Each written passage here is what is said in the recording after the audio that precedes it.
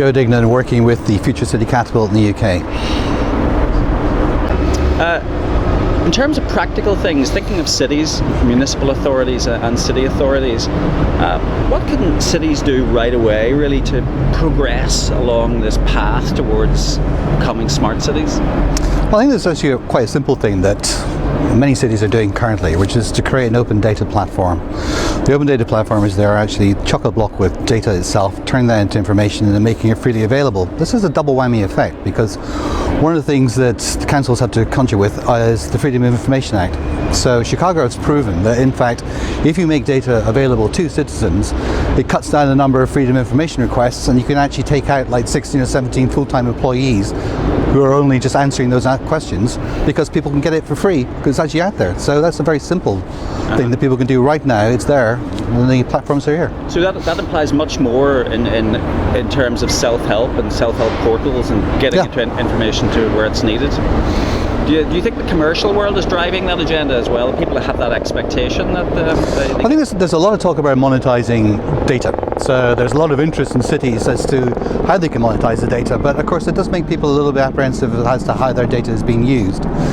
But in Bristol itself, they've actually got 140 data sets which are actually being visualized currently. So you can actually go in there and see things like air quality, I don't know, flood risk planning, things of this nature, which actually can see. So it works. Yeah. Now, what are the criticisms of smart city initiatives, if you like, or the predominant perception you get when you hear about smart city initiatives is that it's all about monitoring things, introducing smart grids, congestion charging systems and so on. There doesn't seem to be that much reference to the citizen. Yeah. Do you think there's going to be a next wave where maybe smaller bite-sized chunks are bitten off, in terms of delivering smart cities that are a bit more tangible and people can get their head around? I think there's a sort of makers movement currently. One of the things about the smart city is this idea of Big Brother being watched, data, surveillance, etc. And I think that there's a movement to sort of demystify this. So, for example, there's an organization in Madrid where unemployed community groups make their own sensors, and they make because the cost per unit is fallen down tremendously, and then they attach them to trees and they adopt trees within the city. Well, there's two things. One is actually looking at the environmental impact of transport on trees, but at the same time you're demystifying this whole surveillance sensor thing, because it's like, what is a sensor? They make them, they put them together, they actually own them. It's theirs. And there are a number of cities in the UK are going down this route of actually getting community groups to make the sensors and then start to monitor the things that are of interest to them. Yeah, there does seem to be a sense that citizen participation is a much bigger deal. Getting people involved in the services and the processes that are used to deliver service is part of cracking the nut, isn't it? That if citizens are involved and are seen to be stakeholders, these tend to be much more successful initiatives. Yeah, and if they're demystifying what this technology can do by being part of it, I think that's one of the most important bits we can actually do. I think that this citizen engagement piece, or basically the Catapult, which we'll get onto, they have an insights unit. So the insights unit is looking at the behavioural aspects of smart cities. So why would you use it? What's the interest part? What are people involved in it? For example, the Catapult's involved with Dubai, and the brief from Dubai was, we want to be the happiest city in the world. Full stop.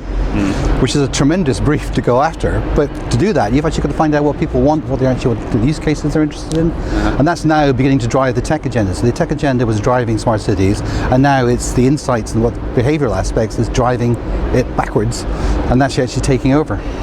So just you mentioned Future Cities Catapult there. What is it as an organisation? What is its objective? What is it trying to achieve, and how does its role differ from some of the other organisations we've heard of within government, such as GDS and so on? Is it because it's overtly focused on future cities that it's different? I think the whole UK aspect on this is completely different. I don't know how much thought went into it, but I think it's totally inspirational that they decided that smart cities isn't about what they do internally. Her Majesty's government has actually decided that smart cities is an export market. So the Future City Catapult, of which there are 7, which under Innovate UK, which is under business, industry and skills, is one of the few areas, a few countries that actually look at it as a business development activity for an export market. So the Future Cities Catapult's job is to match up what the clients and cities want to do with what is being produced as solutions and value propositions by industry. So in fact it's industry focused, given the fact that it's business, industry and skills is its godfather, with the idea of building what they actually call absorptive capacity, which is the ability of UK PLC to go after probably the largest market in the world. Do you think the UK is ahead of the curve on this? You mentioned Bristol earlier, and Bristol is often lauded as one of the exemplars of how to do smart cities. In what ways is it an exemplar, and to what extent can it be used by organisations like Future Cities Catapult to do some of that export driving? I think Bristol is a fantastic example, and it's a really good example of what an independent mayor can actually start to do in a city. So George Ferguson is very behind what Bristol is doing, but they've created over the last year probably the best Internet of Things story that I've seen globally. What they've done is they've created a mesh technology, so 1,500 street assets with open API sensors on them, which feeds into a software-defined operating system network, which is a research and development network. What that means is it's almost like open source for cities, because it doesn't matter what proprietary hardware you've got, it runs on top. So this is one of the great blockers we've had so far in the smart city story.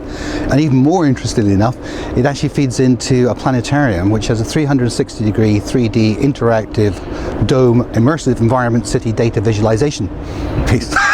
Could get out. But what that means is and that's attached to a blue crystal supercomputer at the university. What that means is you've actually got a live city, and it will be up to 47,000 sensors in the end, feeding all this massive data, super fast actually broadband going through it, which is software defined, so no legacy problems, going into a data visualization center that people can start to engage with. So you can start seeing planning applications, you can start seeing flooding scenarios, not flooding scenarios, but the idea of what's going to happen in floods, etc. in this wonderful immersive environment. At the same time, they're actually offering it to SMEs to start building on that open data. So you've got 140 data sets going in. What Bristol is doing is inviting the gamers and the creative industries in, saying this is a platform we built, this is what it looks like, what can you build on top of this that could be interesting? So it really, the Bristol initiative is almost like the government as a platform idea for a city. Yes, it's a living laboratory city. Yeah. And getting back to the other part of how does that link in with the export market, is the conversation that we have with suppliers is Bristol is on the global Rockefeller Global Resilient Cities group. So anything you do in Bristol, you merchandise that to 100 cities globally immediately.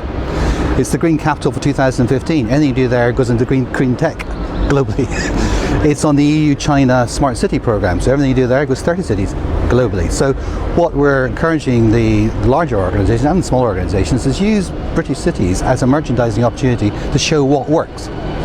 And do you think this is going to be a major opportunity, or is it all just bluff and bluster? Is it a tangible opportunity? It is the tangible opportunity. I mean, every industry, everyone comes from their own comfort zones. Utilities say it's about smart meters, the IT industry says it's about connectivity, banks say it's about back office treasury functions. Everyone comes at it from their own comfort zone, but what you can see is it is the largest opportunity in the world for getting this system of systems, where a lot of the smart city stories now coalescing around this Internet of Things stories, and people can actually grab that because they understand the integrated systems piece, and they know where they fit within that. So it's starting to become real. So it's crossed that Rubicon from slideware into people buying things. If you talk to cities today, it isn't about it's like, for God's sake, don't tell us about their cities are important, blah blah blah blah blah blah. We get it.